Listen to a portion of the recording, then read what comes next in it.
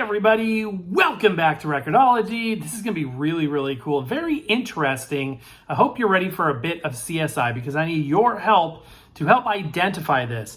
So I don't really know what you would call this. It's not a phone conversation per se. It's not a letter. It's somewhere in between because it's audio recorded on a reel of tape. This is for effect, but it's essentially this size. I still have to find the actual tape. But this is a tape that I acquired a couple years ago with one of my tape recorders. And it has what appears to be like a pen pal kind of thing where one person would record a message, a long message, as both sides of a tape, and mail it to another person, and they would listen to that and respond with a recording of their own. So both people had their own tape recorder and they would correspond this way. So was it done just for the fun of it? Was it done to cut down on the costs of long distance conversation? I'm not 100% sure. I want you to tell me. This is one of those educate me moments here. Also, I thought it'd be really fun to just date it. See if we could come up with a date. I'm thinking late 70s, early 80s. I just want you to listen to it and see if you can pick up any clues to it. I've heard bits and pieces in the past. I've never sat down and listened to the whole thing together. So I want to show you the recorder we'll be using, and we're going to give the tape a listen. You're not going to want to miss this.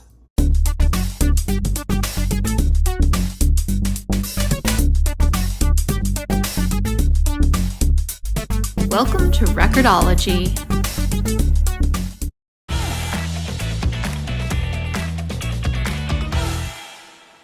A number of years ago, I was very excited to get back into reel-to-reel tape. And my first reel-to-reel tape machine was this little Electra. I still have it. I'll have it on the show again at some point. But I learned by having that what rim drive versus capstan drive meant for tape recorders.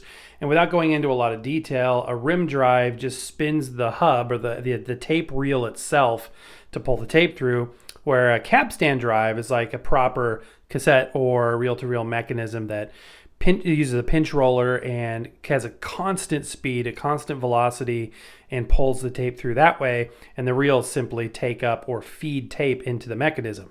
And we've gone through that before, and we'll do it again in the future. But one of the best things I've come across over the years was this little Sony portable, because even though it's small, it has a proper capstan drive, and I was very excited to come across it. And when I bought this a few years ago, and we briefly touched on this when I did the initial review, I found out that this recorder came with some tapes, and on one of those tapes was something very unique. You may be saying to yourself, is it the Nixon tapes? Because I've got the I'm not a crook thing. Is it the I got a crook? It's a resignation speech. I have some kind of Nixon speech, which is just taped off the air, probably off of television. So it's not like it's that incredibly rare. I'm sure it's not the original copy or anything like that. It's cool. It is fun. And we've, again, had that on the channel. But it was actually another tape that I'm talking about. And look at this. This is old style, sort of figure of eight is what some people call it. Plugs. I like this. Works good. 2 prongs, no grounding post. And nice long cords. They used to give longer cords on products, I feel like. But this tape that I came across, that I found, was unique because it had a phone conversation on it. And I'm assuming what it was like a pen pal thing, because it's based on, and I haven't heard the whole thing. We're going to do that here in a minute. But based on what was on the tape, it sounded to me like it was they would mail each other a tape every few months instead of writing letters, just as sort of a fun, sort of geeky hobby. I can't really date it. I'm guessing late 70s, early 80s, just based on the era of this product. When I bought it from, the guy that I bought it from was clearing out some family stuff that had been accumulated over a period of time. And I asked him if it was in the family, and he's like, no, we have no idea who that is. None of those people mentioned are our people. So the guy in the family that had bought this probably bought it somewhere else. So it's been in a couple people's hands, and as such, the actual original owners of it doesn't seem to want to come off. The original owners of it, and therefore the people mentioned in the tape, seem to be lost to time. I cannot get that open right now. Weird. And that makes me feel more comfortable about sharing it because I don't want to, disclose any private information or anything like that. And we've reviewed this unit, so I'm not going to do a full review. I just wanted to it's beautiful. It's really, really cool. Metal, high quality, heavy. It's a good old-fashioned Sony, back when Sony meant serious quality. This is just a great, great tape recorder. Comes in this nice leather case. It's got accessories. There's still more stuff in here, too. What is this? Actually looks like a telephone recording adapter. And this, you'll find these sometimes. I know it's not a bloody, tiny tourniquet. It's actually a tape cleaning ribbon. So you would get isopropyl alcohol on there, or denatured alcohol, and use that to clean the tape heads. And like I was saying before, this actually uses a capstan drive. So it's got a pinch roller and a capstan. And I can pull this off. You can see the Sony head. It's got a pretty hefty pinch roller, or a capstan, and then the pinch roller down there. And this is a great tape recorder. And unlike a lot of the other little portables, the little spy portables and things, this is good for music. You can actually get good high fidelity sound on here. A lot of the portables just sound like they're good for speech only. But this, I've recorded direct feed music with it, and it sounds pretty dang good. It records at 2 speeds, 3 3/4 inches per second, or 1 7/8. Obviously, 3 3/4 is higher quality, so that's what we're gonna be using today. So that's really about it. It's kind of a treasure hunt to find old equipment, and then sometimes you get old media like this. And so let's listen to the tape together and just see if we can figure out any hints, anything that dates it, or gives us a time or a place on this tape. Again, I feel that it's sufficiently anonymous. I don't think we're going to be doxing anybody, as it were. So let's go ahead and cue it up and give it a listen. Now we just got to figure out which tape has the right recording. And as you can see, I've got quite a few of these small reel-to-reel tapes. So it's going to take some digging, but we're going to find it. Okay, great news. I found the tape. It's actually the second tape I tried, so not too bad at all. We're just going to listen to it, and you're going to be impressed by the sound quality. This is just going to be recorded with the camera microphone ambiently here in the room. So let's, without further ado, let's begin our investigative research. Can you figure out when this was recorded? Hello, Dean and Dot. There it goes. There's a loose connection on this son of a gun someplace. Anyway, sure glad to get your tape and hear about the girls, and also glad to know that Dean is feeling better. I know that's a horrible feeling. I ate too much crab one night up here, which I don't like anyway, but I was wishing I could die, I think. It was really bad. A picture of your new Jeep is beautiful. Shirley and I are kind of going along with wondering what the hell we should do if we come up here to work summers and go outside, get a motor home, or get something and haul a trailer. But we've almost decided that we'll just buy a trailer and leave it up here with the old truck I bought, and then just drive back and forth without hauling anything. And that's such a damn long way. I think maybe that'd probably be the best for us. But I can see where that Jeep would just about answer your every need there. It sure is a nice looking automobile. And with all the extras you got on it, it ought to do anything you want it to do. Just had a telephone call from Jeff. We received your tape today, and then we got a telephone call from Jeff. And the calls are just too damn short to get all the information you want. He's only allowed to talk so long, and bang, and he's out. He gets a half an hour a week to something to write letters, and so the letters have been just about as bad as the telephone calls. Nothing really to talk about. But we did gather that he's doing real well. And so your unity prayers and our prayers and everybody else's that we know are evidently a real help to him, because I think he's really doing fine. He's put on 10 pounds so far, and this is his 4th week, so another 20. He ought to gain 20 pounds just about like I did when I was in there or more. And so we'll hope for the best. And he sounds good. Didn't sound demoralized. He just sounded happy, and things are going right. And he's taking tests and living from day to day, hoping they make it like they put the pressure on him. And I think it's just a godsend in my own mind that the kid's really interested, evidently, and in their pitching. And he went in with quite a few, and some of them have dropped out and gone down the tube and what have you, and he's still in there. So I think it makes him feel pretty good, and that he's passed his test. Every so many weeks you have to take a review of what you've done, and if you don't pass it, then you have to go back and take it all over again, and he's passed everything, and evidently pretty well.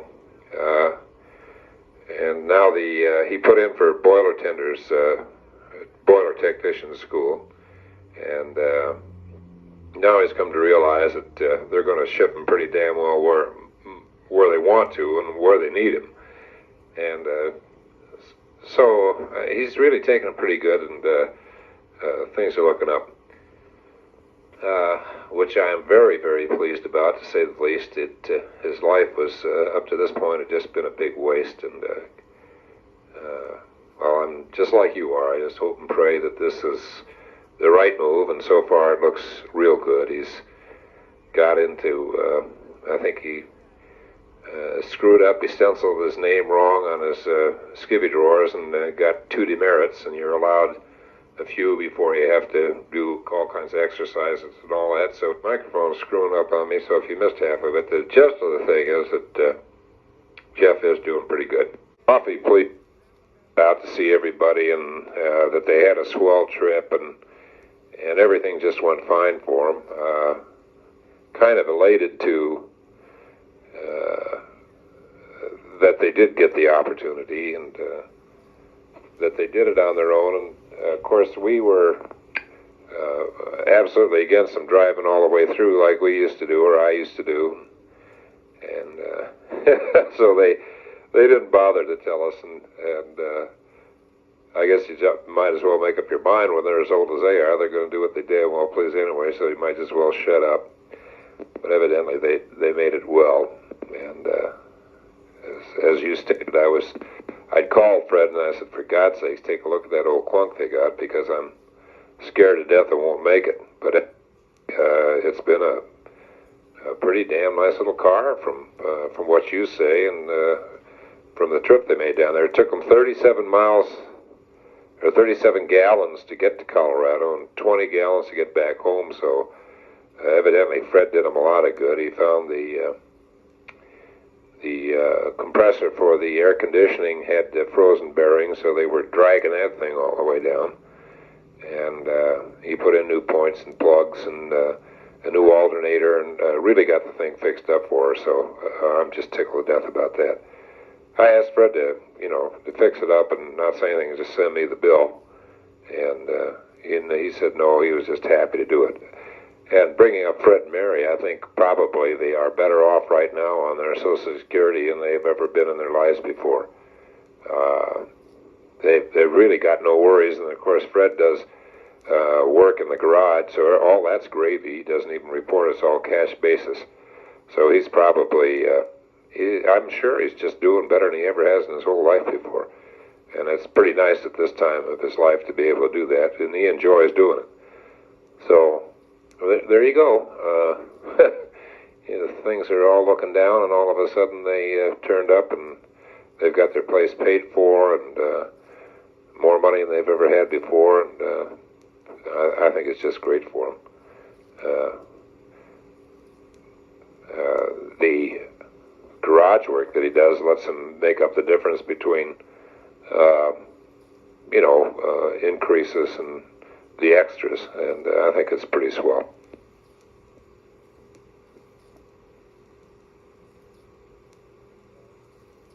I'm surprised that you said Peggy looked like me, because the last time I saw her, she looked so much like Mother that I couldn't hardly believe it. Eyes and the whole works. But I haven't seen her since she lost all this weight you're talking about. So I'm Oh, of course, Shirley and I are horribly anxious to get out to Minnesota and do our thing, and to come back up here and work summers and get back out and be able to spend the fall and the winter out there, and then come back up in the spring for as long as we have to, I guess, or as long as we're able, or whatever it takes. But I just would like very much to do that, and it looks, if everything goes the way we plan, and get our house built and sell the trailer and then sell the house, I don't see any reason why we couldn't be well on the road to doing that. And so we look forward to that maybe next fall, and just put everything in our Volkswagen that we can haul and get the hell out of here. And Shirley's ready, and so am I, with most of the family out there, and then of course Jeff and Carrie will be out there too for the most part. And that's where we'll want to be, and so that's where we're figuring out we're going to be. I was kind of disappointed that Debbie and Wes didn't want to go up to that place. It would have really solved the problem for us, and that was all we needed, was for the next 5 years is a bedroom. And I really don't just know what quite to do with that place until we're really ready to retire in full force. But I can also understand that he'd probably like to stay with his folks, although there's other people right near there, but I don't know. He doesn't get along with his dad too well. In fact, a couple of times they've almost moved up to our places because they got so bitterly embroiled in family arguments about that. But I suppose the same could happen to us, so I'm not forcing anything, and we'll do whatever we have to do to make out. And I'm sure we can find somebody to take care of our place, if not rent it a part of the time anyway, whatever. So anyway, we're still planning on making our move and grab what retirement we can from Continental, and then work up here 5 years and get some more retirement from the International Brotherhood of Electrical Workers, and fold her all up in about 5-7 years or whatever it takes. And at least that will give us 5 or 6 months to get around and visit and see people, and of course that's what we'd really like to do. I think I really made the right move on going back into the tools and doing things the way I wanted to. The guy that took my place now is I've with Hal Lincoln and the people that I know in management. He's just about been frozen out of anything up here, so he's going to have to move outside, which will mean about a 50% cut in wages, and he don't want to leave here. And I might have been in the same boat, I don't know, but it's just nice not to have to worry about it. And I just worked some overtime and made more money than I ever did as a manager. So financially, it just don't make that much difference. In fact, I may be a hell of a lot better off at the end of the year than I was as a manager. We just had our union increase and went to $14.71, and then I put in a Saturday and you get time and a half. I don't know what the hell that comes up to, $23 an hour or something. And it's just kind of fantastic the way your paychecks. I brought home a paycheck the other day for 2 weeks to take home at $900 and some bucks. So that isn't too shabby. And hopefully with that kind of dough we can get all our things straight right here and get the house built and dump it. I think I'll see you on the other side. Little Jeffrey cry in there, and he is a nice little boy. He really is. I don't that Stacy has, but still in all, he's a cute little kid, and husky little fella, and he's bouncing around, banging his head, trying to walk, and he's a cute little thing. And of course, we think quite a bit of it. Haven't seen enough of Stacy, really. It's kind of unfair from our grandfather's thing to be living with one and wishing we could see the other. But that's life, I guess. Anyway, I suppose Jeff will be calling for his wife to go sometime in March or April, and so then we'll have the summer to work on the house and get that damn thing well on its way. And then maybe this year, end of this year, we'll be able to do something. But the kids are enjoyable, but I'm sure you could see not to live with around the clock. It almost drives you crazy. We've had, since Jeffrey left, Carrie's been spending the weekends with her mother, which gives Shirley and I a little time alone. And boy, it's really nice just to be nice and peaceful. Right now we're Z-bricking. I don't know if you've run across that. I presume you have. Anyway, we're Z-bricking a place in to put a parlor stove. We wanted some auxiliary heat in here, so we bought an old-fashioned power stove. I think they're in the catalog. You can see them, and they got an isinglass door in them, and they're all cast iron, but you can see the flames flickering inside. And it has a chrome top on it that is ornamental, but it swings off, and then you got two cooking places on top. Last year we lost our power a couple of times, and of course in a trailer with everything electric, you lose your heat, your water, and everything, and light, and the whole bit. So this gives us an out. At least we can keep warm. And if it's an extended thing, why it would be really a disaster without something like that. So we're putting it in. And with the Z-brick, I figured, well, we put that up for $50 or $60 or something. They got about 120 in it now. One of those items that every time you try to build something, it just seems like everything goes up on you.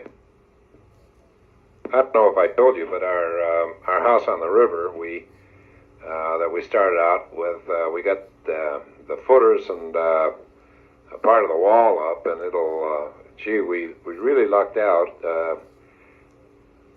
We poured it, and the thing is beautifully square and beautifully level, which is kind of hard to do. When we were working around the building, the lean-to that we had in the middle, and I was really pleased when we got all finished. Why we had it right on. So it'll have a basement, and then which will be 24 by 35.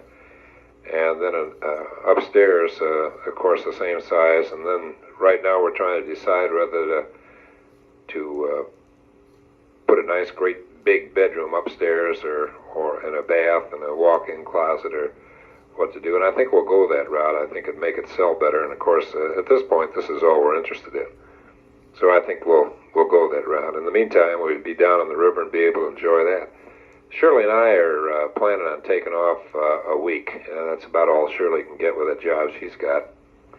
And it's too short a time to come home, so we figured this would be our last fling in Hawaii. So sometime in January or February, I think we're going to take a week off of the bitter cold and get over and crap out on a beach in Hawaii for one little week. And then hopefully this fall, then we'll be headed outside. That you can put on your prayer list too, that all these things jive to come true, because we're both looking forward to it very, very much. Oh, we can sell our trailer. We'll probably get a damn handsome price out of it if things continue to go the way they are here. And so what we're figuring on is probably getting a down payment on it of $5,000 or something, and then sell the rest. And hopefully we're looking somewhere between $25,000 and $30,000 for the trailer and lot. And God knows what the house will bring. If you build them good and build them FHA specs, the cheapest one you can buy anymore is around $50,000-$60,000. Our river lot has gone from $6,000 to somewhere between $12,000 and $16,000 now, just the lot. And of course we've made improvements, put the road in, and we got a well down, and all this kind of stuff. So I wouldn't even hazard a guess as that thing's worth. But come this fall, we'll sure be trying to find out. And if everything goes the way it looks like it could, I think we'd be in pretty good shape to make our move, get outside, pay off the farm, and then come up here and work a few more years, like I said, in the summer. And that the looks of the work that they've got going for the next 5 years. Texaco's just joined the offshore drilling crews, or people that are going to, and it makes 4 or 5 now, so the whole damn place will explode. And I don't think work will be any problem at all, particularly if people know the area and what have you.